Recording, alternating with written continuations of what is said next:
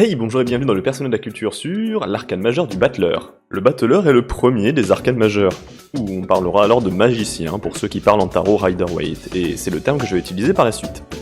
Alors attention, malgré son nom clinquant, le magicien n'a rien d'un sorcier tout-puissant. Au contraire, c'est un débutant, un apprenti, quelqu'un qui vient tout juste d'entrer dans le monde, armé de quelques outils et de beaucoup de doutes. Dans Persona 3, cet arcane est représenté par Kenji Tomochika. Kenji, c'est littéralement ce pote un peu lourd qui te saute dessus le premier jour du lycée. Ouais, c'est lui. Il parle assez vite, il pense qu'à draguer des nanas, bon bref, il croit qu'il comprend tout de la vie alors qu'il nage en pleine illusion. Mais justement, c'est pour ça qu'il est le magicien. Le magicien, c'est l'arcane de la potentialité. C'est la naïveté créatrice, le « je vais me lancer dans la vie » sans vraiment mesurer les conséquences. Il y a toujours quelque chose de faux dans cet arcane, comme un tour de passe-passe. Le magicien veut faire croire qu'il contrôle, mais en réalité il a encore rien vécu.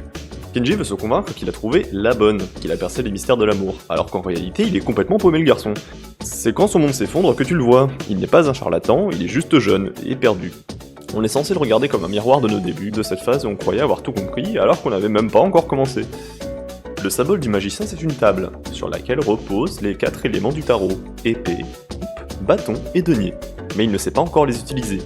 Il les touche, il les observe, il expérimente. C'est l'initiation, le tout premier pas du voyage. Mais la force du magicien, c'est qu'il peut apprendre s'il accepte d'écouter, de se remettre en question, et s'il accepte que la vraie magie, ce n'est pas l'illusion, c'est la croissance.